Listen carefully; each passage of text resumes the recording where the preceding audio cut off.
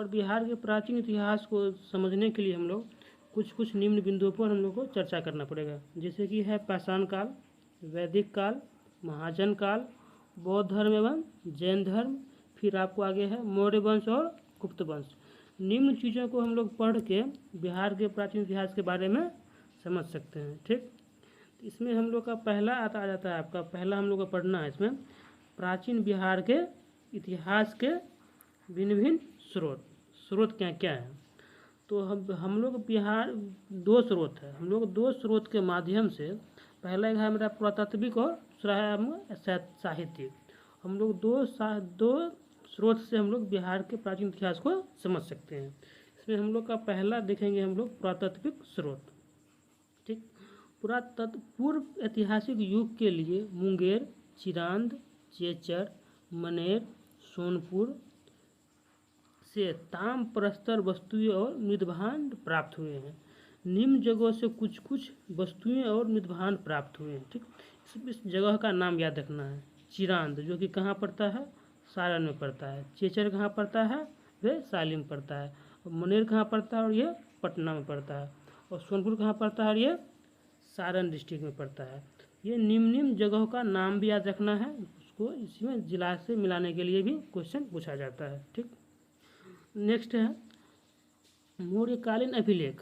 मौर्यकालीन अभिलेख कहाँ कहाँ से मिला है, एक आपका मिला है लोरिया नंदगढ़ से, दूसरा आपका है लोरिया अरेराज से और रामपुरवा आदि स्थानों से। ये आपका क्या है मौर्यकालीन अभिलेख, जहाँ कहाँ कहाँ से मिला है, तो लोरिया नंदनगढ़ से, लोरिया अरेराज से और रामपुरवा से। ठीक, आगे हम लोग देखते हैं बाबर की गुफाएं राजगीर, नालंदा, पाटलिपुत्रा, विक्रमशिला से प्राप्त हुए हैं। तो बाबर की गुफाएं कहाँ कहाँ से प्राप्त हुए हैं, राजगीर, नालंदा, पाटलिपुत्रा, विक्रमशिला से प्राप्त हुए हैं। ठीक, नेक्स्ट आपका है खुदाई से प्राप्त सिक्के, मनकी एवं मूर्ति आदि प्रमुख पुरातात्विक स्रोत है। ये सब आपका क्या है, ये सब पुरातात्विक स्रोत है। हम लोग बिहार के इतिहास प्राचीन इतिहास को दो चीज़ से देख सकते हैं, एक मेरा है पुरातात्विक स्रोत से, दूसरा है मेरा साहित्यिक स्रोत।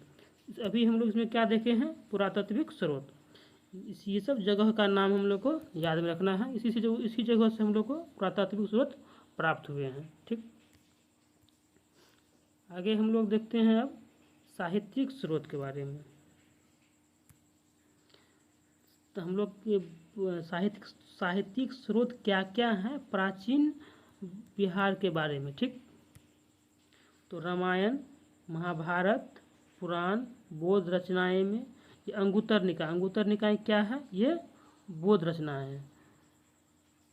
दीर्घ निकाय, विनय पिटक, सब तो ये सब क्या है, तो ये सब क्या है, बौद्ध रचनाएं हैं। अंगुत्तर निकाय, दीर्घ निकाय और विनय पिटक। विनय पिटक इसमें क्या है, बौद्ध धर्म के बारे में, बौद्ध धर्म के नियमों के बारे में लिखा गया है। ठीक, फिर जैन रचनाएं, भगवती सूत्र क्या है, ये जैन रचनाएं हैं। ये क्या है, जैन रचना है। ये सब क्या है आपका सारा, ये हम लोग का प्राचीन बिहार का साहित्यिक स्रोत है। ठीक, नेक्स्ट है मेरा है इसके अतिरिक्त यात्रियों के विवरण, मतलब साहित्यिक स्रोत में क्या क्या आता है, जो हमारे धार्मिक ग्रंथ हैं वो भी आ रहे हैं, और जो एक मेरा यात्रियों का विवरण मेगास्थनीज जो किस बुक को लिखा था, ये इंडिका को लिखा, क्या लिखा था, इंडिका लिखा था। इंडिका के माध्यम से भी हमारे बिहार के प्राचीन चीज़ों का पता चलता है। दूसरा है फाहियान, इत्सिंग, हेनसांग, ये सब क्या है, ये सब विदेशी यात्री हैं। इन सबों के विवरण से भी हम लोग की बहुत सारी जानकारियाँ प्राप्त होती है। ठीक, कौटिल्य के अर्थशास्त्र एवं स्थानीय लेखकों के विवरण से प्राचीन बिहार के इतिहास की विस्तृत जानकारी मिलती है। तो कुल मिला के हम लोग को बिहार का इतिहास जानने के लिए हमको दो चीज़ पर फोकस करना पड़ेगा। किस चीज़ पर, पुरातात्विक स्रोत पर और साहित्यिक स्रोत पर, जो अभी हम लोगों ने देखा है, पुरातात्विक स्रोत और साहित्यिक स्रोत। अब हम लोग का नेक्स्ट आगे क्या होता है, पाषाण काल। क्या है, पाषाण काल। प्राग ऐतिहासिक काल में मानव द्वारा पाषाण यानी पत्थर, पाषाण का मतलब क्या, पत्थर का युग, पत्थर का प्रयोग शिकार के लिए किया जाता था। पाषाण के प्रयोग करने वाले काल को पाषाण काल के रूप में या प्रागैतिहासिक काल के रूप में देखा जाता है। पाषाण यानी क्या? पत्थर। जिस काल में पत्थर का यूज होता था उसको हम लोग क्या कहा जा रहा है? पाषाण काल। ठीक। पाषाण काल के पत्थरों के प्रयोग एवं मानव विकास के आधार पर तीन भागों में बांटा गया है। पाषाण काल के पत्थर के प्रयोग एवं मानव विकास के आधार पर कुल 3 भागों में बांटा गया है काल को। पहला हम लोग का क्या है? पूरा पाषाण काल। दूसरा क्या है? मध्य पाषाण काल। तीसरा क्या है? नव पाषाण काल। ठीक। तो हम लोग तीनों काल को बारी बारी से पढ़ेंगे। पहला तो हमारा क्या है? पूरा पाषाण काल। इस काल में आखेट एवं खाद्य संग्रह था। इस काल में क्या था? आखेट मतलब क्या होता है? शिकार करना। और खाद्य संग्रह में क्या होता है? अपने भोजन को संग्रह करना। ठीक। आगे, दक्षिण बिहार में मुंगेर, नालंदा से बड़े खुरदुरे पत्थर के कुल्हाड़ी, चाकू, खुरपी आदि प्राप्त हुए हैं। तो कुल्हाड़ी, चाकू, खुरपी कहाँ से प्राप्त हुए हैं? मुंगेर और नालंदा से। यह अवशेष कितना पुराना है? यह अवशेष 1 लाख ईसा पूर्व का है। कितना पुराना ये वर्ष है? ये 1 लाख ईसा पूर्व का है। ये सब आप किसका था? ये था पूरा पाषाण काल का। ठीक। अब है मध्य पाषाण काल। तो इस काल में मानव आखेट, खाद्य संग्रह एवं पशुपालक था। मतलब मध्य पाषाण काल आते आते मानव क्या होगा? वो पशुपालन का काम करने लगा। ठीक। मानव द्वारा पहला पालतू पशु कौन था? मानव द्वारा पहला पालतू पशु कौन था? पहला पालतू पशु कुत्ता था। यहाँ 2 बात याद रखना है कि पशुपालक का कार्य कब स्टार्ट हुआ? तो मध्य पाषाण काल में। और पहला पालतू पशु कौन था? तो कुत्ता था। ठीक। आगे, दक्षिण बिहार में मुंगेर से छोटे आकार के तेज धार वाले औजार प्राप्त हुए हैं। ठीक। यह अवशेष लगभग 40,000 से 10,000 ईसा पूर्व का बताया जा रहा है। ठीक। अब हम लोग देखते हैं नव पाषाण काल। नव पाषाण काल, इस काल में मानव खाद्य उत्पादक, अब वो क्या हो गए? पहले ये अब खाद्य उत्पादक हो गए, यानी क्या? अब ये कृषि भी करने लगे थे। मानव बस्तियों में निवास करने लगे थे। खाद्य उत्पादक हो गए और मानव बस्तियों में निवास करने लगे। नव पाषाण काल के अवशेष बिहार के मैदानी भागों से प्राप्त होता है। ठीक। चिरांद, चेचर, मनेर, सनुआर से पत्थर एवं हड्डियों के औजार प्राप्त हुए हैं। तो कहाँ से प्राप्त हुए हैं? चिरांद यानी सारण से, चेचर यानी वैशाली से, मनेर यानी पटना से, सनुआर यानी रोहतास से। यहाँ से क्या प्राप्त हुए हैं? पत्थर एवं हड्डियों के औजार प्राप्त हुए हैं। ठीक। कैमूर की पहाड़ियाँ नवादा, जमुई से गुफा चित्र, ये याद रखना ही है। गुफा चित्र कहाँ से प्राप्त हुआ है? कैमूर की पहाड़ियाँ से, नवादा से और जमुई से गुफा चित्र प्राप्त हुआ है। और ये अवशेष लगभग 2500 ईसा पूर्व का है। कितना का? ये लगभग 2500 ईसा पूर्व का है। ये सब हम लोग अभी क्या देखे हैं? ये आपका अभी हम लोग देखे हैं 3 काल है। मानव के हिसाब से कितना बांटा गया है? 3 में। पूरा पाषाण काल, मध्य पाषाण काल, नव पाषाण काल। ठीक। अब हम लोग क्या देखेंगे? ताम्र पाषाण काल।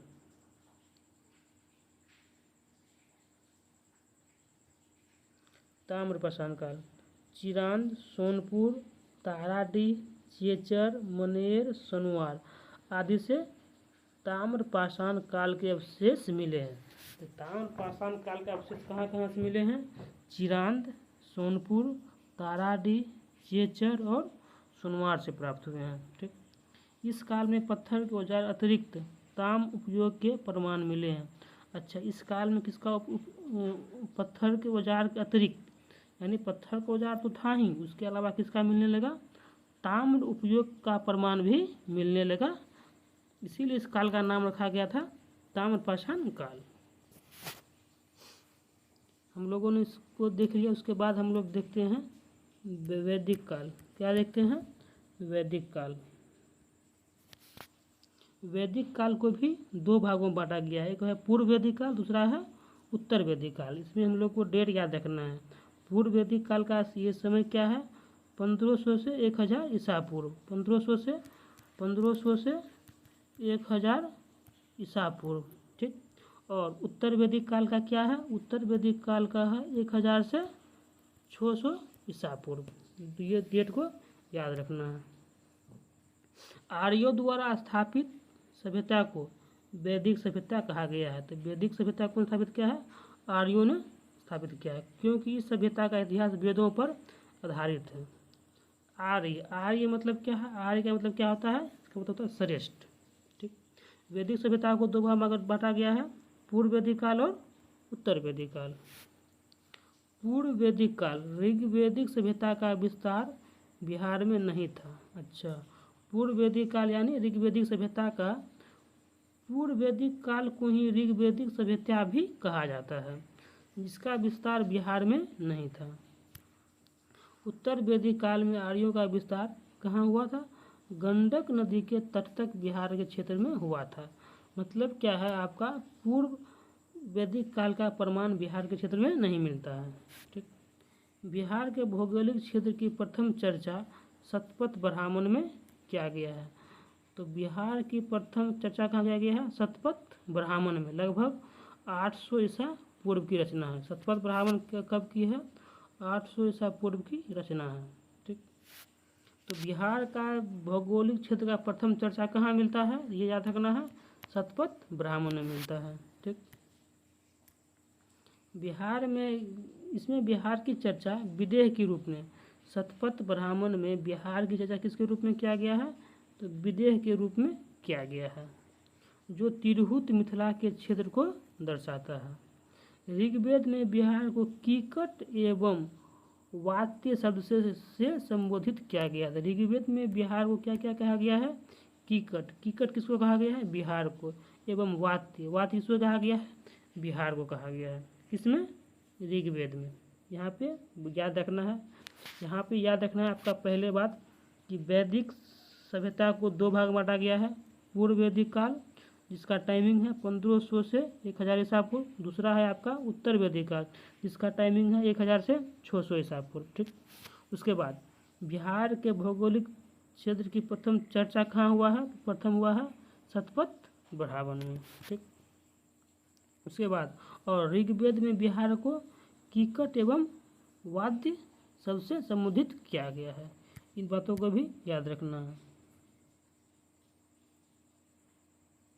उसके बाद कीकट, वराह पुराण में कीकट को अपवित्र प्रदेश कहा गया है। अच्छा, कीकट किसके लिए आया था, बिहार के लिए आया था। कीकट को अपवित्र प्रदेश कहाँ कहा गया है, तो वराह पुराण में कीकट को अपवित्र प्रदेश कहा गया है, ठीक।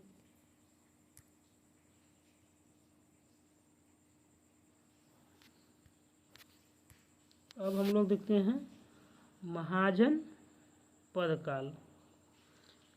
प्रारंभ में छोटे छोटे कबीले राजनीतिक केंद्र होते थे।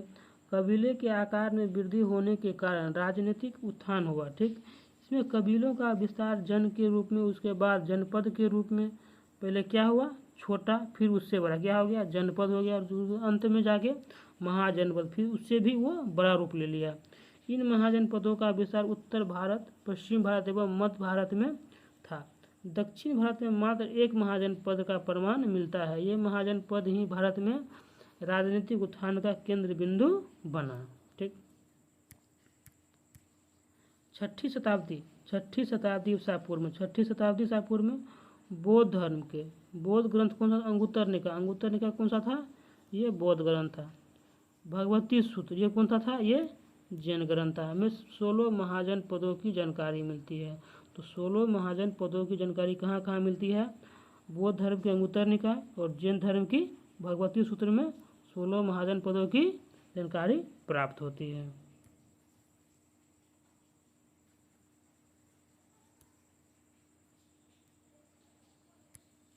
ठीक, इसमें हम लोग देखते हैं हम लोग को महाजन पद है, फिर उसका राजधानी है, और वो अभी के हिसाब से वर्तमान क्षेत्र है। मगध जिसकी राजधानी क्या था, गिरिवरज या राजगीर भी कहा जाता है, जो अभी कहाँ पे अभी किस क्षेत्र में पड़ता है, पटना, गया और नालंदा के एरिया में उसका वह विस्तार है। ठीक। दूसरा है अंग। अंग का कहाँ है, अंग का चंपा, अंग का चंपा जो कि अभी किस क्षेत्र में है, अभी का वर्तमान क्षेत्र है मुंगेर और भागलपुर। ठीक। दूसरा है वज्जी संघ, उस क्या जगह वैशाली, इसका क्षेत्र क्या है वर्तमान में, वैशाली और मुजफ्फरपुर का एरिया। चौथा काशी का कहाँ है, काशी का वाराणसी। कोसल का श्रावस्ती, मल का कुशीनगर, वत्स का राजधानी कौशाम्बी, कुरु का इंद्रप्रस्थ। इसका राजधानी याद रखना ही है। मगध का राजगीर, अंग का चंपा, वज्जी संघ का वैशाली, काशी का वाराणसी, कोसल का श्रावस्ती, मल का कुशीनगर, वत्स का कौशाम्बी, कुरु का इंद्रप्रस्थ और पंचाल का अहिच्छात्र। ऐसे ही राजधानी को याद रखना है, क्योंकि मिलान करने वाला में दिया जाता है।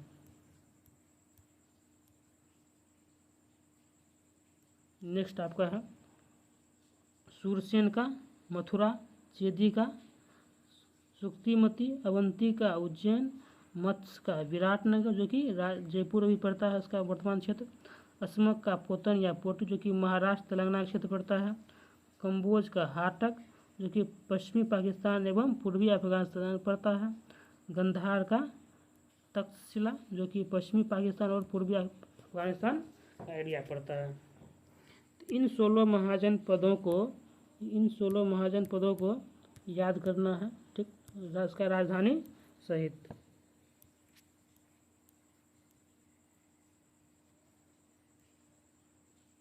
सोलह महाजनपदों में 3 महाजनपद का विस्तार बिहार क्षेत्र में कौन कौन है, तो वज्जी है यानी लिच्छवी है, मगध है और अंग है। इसके माध्यम से हम लोग क्या देखते हैं, पहले क्या था, कबीला बना, फिर उससे बड़ा क्या हुआ जन, फिर उससे बड़ा जनपद, फिर उससे बड़ा महाजनपद। ठीक, ये विस्तार था। ये हम लोग देखते हैं, अब बारी बारी से देखेंगे सारे महाजनपदों को। इसमें हम लोग देखते हैं वज्जी संघ महाजनपद। वज्जी संघ महाजनपद। वज्जी संघ 8 राज्यों का संघ था, जिससे अट्ट कुल तथा वज्जी, लिच्छवी, जातरिक, विदेह, उग्र, भोग, कुरु तथा इक्ष्वाकुक इस संघ के 8 जनपद थे। वज्जी संघ में सबसे प्रसिद्ध कौन सा था, लिच्छवी जनपद था। लिच्छवी की राजधानी वैशाली थी। वैशाली नगर की स्थापना राजा विशाल ने किया था। राजा विशाल ने वैशाली का स्थापना कौन किया, राजा विशाल ने किया था। लिच्छवी के अतिरिक्त मिथिला के विदेह तथा कुंडग्राम जात्रिक वज्जी संघ के प्रमुख जनपद थे। ठीक, वज्जी संघ लिच्छवी को विश्व प्रथम गणतंत्र की संज्ञा दी जाती है। विश्व के प्रथम गणतंत्र की संज्ञा लिच्छवी यानी वज्जी संघ को दे देता है। ये तो वेरी वेरी इंपॉर्टेंट है, तो याद रखना ही है। विश्व के प्रथम गणतंत्र की संज्ञा लिच्छवी को दिया जाता है।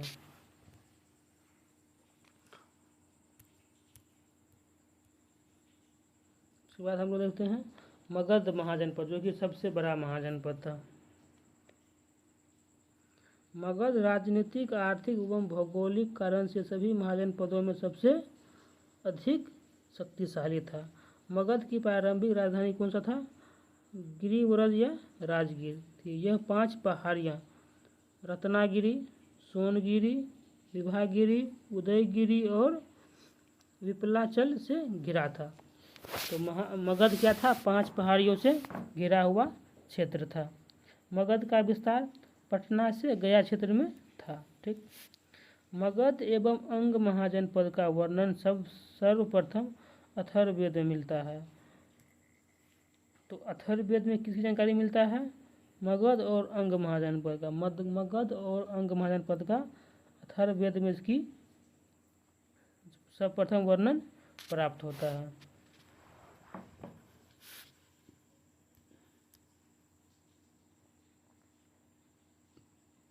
उसके बाद हम लोग देखते हैं अंग महाजनपद। ये भी आपका क्या है, ये भी बिहार में ही है।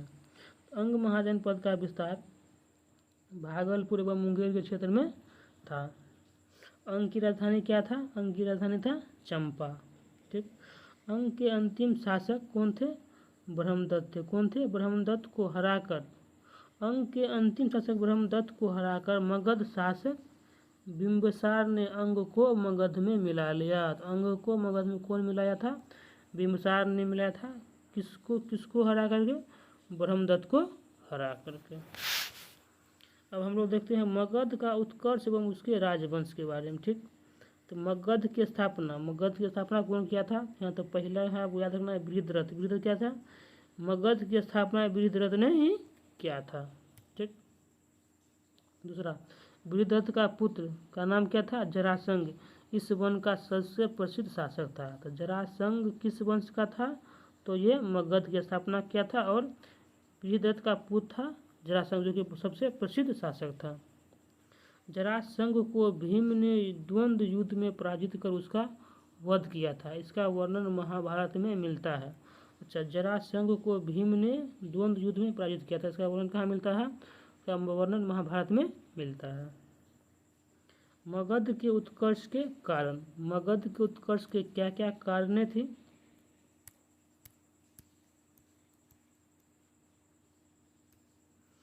मगध के प्रारंभिक राजधानी राजगिरी 5 पहाड़ियों से घिरा एक सुरक्षित क्षेत्र था। इसके लिए ये भी पॉइंट था। मगध नदियों से घिरा प्रदेश था जहां उर्वर जलोढ़ मृदा उपलब्ध थी, जो कृषि के लिए दृष्टि से भी अनुकूल थी। ये भी इसके लिए प्लस पॉइंट था। तीसरा, मगध में नदियों के जाल के कारण सिंचाई एवं यातायात की सुविधा उपलब्ध थी। ये सब कारण ने उसको महान बनाया मगध को। मगध के अंतर्गत छोटा नागपुर का क्षेत्र खनिज संसाधनों, वन की लकड़ी एवं ताकतवर हाथियों के लिए परिपूर्ण था।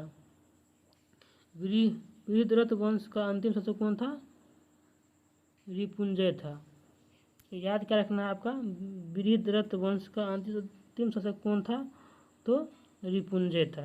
रिपुंजय क्या था आपका? बृहद्रथ वंश का अंतिम शासक था। और ये सब तो ऐसे आपका क्या था? इससे मेन बिंदु था जो मगध के उत्कर्ष का कारण बना था।